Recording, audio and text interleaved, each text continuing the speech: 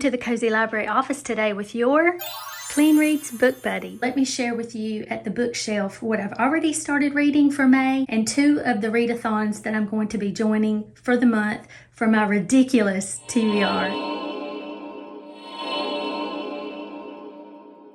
Let's talk about the books. I'm going to try to do so as quickly as possible since I have such an ambitious stack. We're going to start with the Southern Charm Readathon, hosted by book lover Amanda. I heard that she started this last year, and all I know is this year it's her and she has several of our booktuber friends helping her. I'll put them on the screen, and I tried to choose as many Southern locations as I could. I'm a little partial.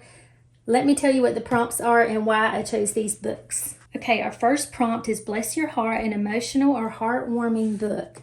I chose Welcome to Jubilee by Rachel Hannah. This is a new author to me, and it was listed only as under women's fiction, which scares me a little bit because if you don't know, my thing is all about clean reads. I don't want spice and I don't want language, so I will definitely let you know. But I chose this because our main character is having some issues with her marriage and her writing career, and reluctantly, she heads to Jubilee, Georgia, a small town in the picturesque Blue Ridge Mountains where her agent has an Airbnb, and she's hoping to find inspiration and escape back to her world as soon as possible. She doesn't want to go because she's always scoffed at small town life, but now it's her last resort. Our second prompt is Sweet Tea, a book with something sweet on the cover or a sweet story. And I'm grabbing my Kindle here as a placeholder for an ebook that I have called Promise Kept. It's #1 in the Harland Creek by Jodi Allen Bryce, and it sounded like a sweet romance where Heather Smith is out of options. She wants a fresh start in a small town. She desperately needs a job, and she's been hired by Elizabeth, an old woman of whom she's going to be the caregiver, and she's eager to work hard and prove that she's right for the task. Now, if she could just figure out why a local farmer keeps casting suspicious glares her way. This is a contemporary Christian romance. Our next prompt is Hot as Blue Blazes, a book with a hot setting. And boy, is it hot here already. I have said those words several times the last few days. But this is Hope Between the Pages by Pepper Basham. I have just read my 6th book of Pepper's, and I love her writing. This is on her back list, and I'm curious to read all of her stuff. I've loved it so far. It's a Christian historical fiction. Uncover the story behind a 100-year-old bookish love note. It goes between the beautiful North Carolina Vanderbilt estate to a hamlet in the Lake District of England. Yes, please. Our next prompt is Heavens to Betsy. Love it. A mystery or a thriller that will shock you. And I chose The Debutante's Code. #1 in the Thorndike and Swan Regency Mysteries. I love me some Regency era. This is a new author to me. A lot of booktubers have talked about this, so you've probably heard about it. But Clara has been off at finishing school trying to get ready for London society. She comes home, realizes that her parents have a little bit of a double life as government spies. Christian historical fiction, by the way. Our next prompt is All the Fixins, a book with multiple genres. I chose Beauty and the Baron by Joanne Barker, another new author to me. Historical fiction. I've heard it's a clean romance. I heard Lindsay talking about this, and it sounds super cute. It's also a fairy tale retelling as well. And this is #1 in the Forever After retellings. I'm starting all these series. I'm going to be in trouble next month too because I'm going to want to finish them all. But this is about a penniless maid determined to save her father, and she has to turn to a broken baron who's bent on isolation and the undeniable draw between them that will lead to happiness or disaster. And it's tiny.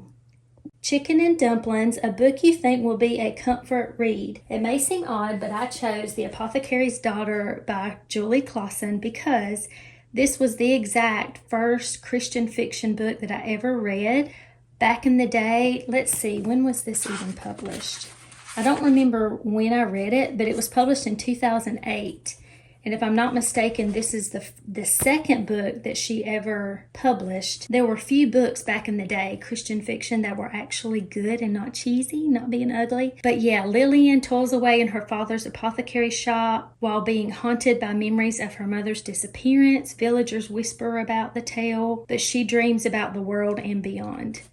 Hey y'all, a book with more than one POV is our next prompt, and I chose The Legacy of Longdale Manor by Carrie Taransky, another new to me author. This is a Christian historical fiction, Edwardian romance. We've got a 2012 timeline. Gwen Monroe travels to the Lake District to appraise paintings and try to impress her grandfather. And then in 1912, we have Charlotte, who uncovers a painful family secret she can only confess in her journal. Well, of course, in 2012, Gwen finds the journal. The whole secret journal thing, I think that's so cool. Two women a century apart are taken on a journey of healing, faith, and forgiveness. Sounds good. And our last prompt is Howdy Partner, featuring a friendship or family in a book. I chose Between the Sound and Sea by Amanda Cox. Again, this is going to be our placeholder for my ebook. I have an advanced reader copy of this, and it's about Josephina, who is escaping some family drama, and she becomes the temporary keeper of a decommissioned lighthouse in North Carolina. So we got the little southern thing. And she starts discovering strange notes that are tucked deep inside the crevices of the old stone walls. Pages torn from a lighthouse keeper's log from a person who is supposed to have never existed.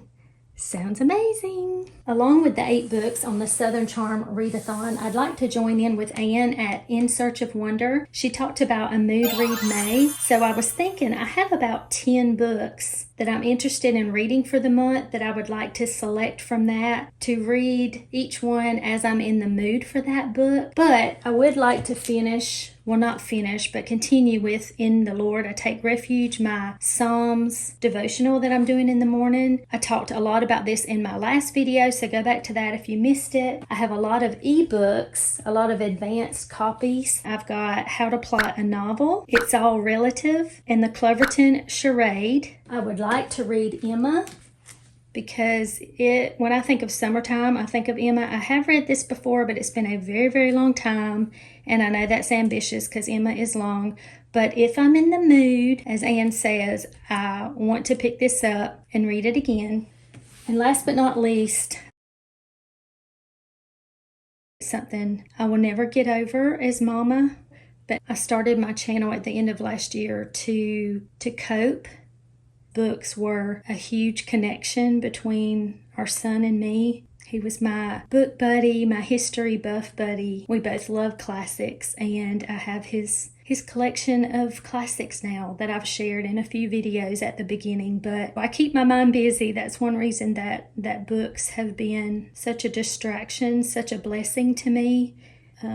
Most days it makes me feel closer to him. So I'm going to try to read this if I can get started in it, and I will let you know.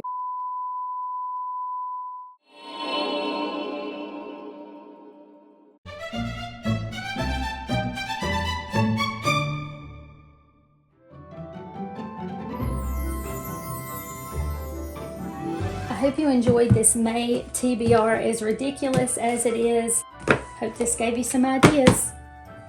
Until next time.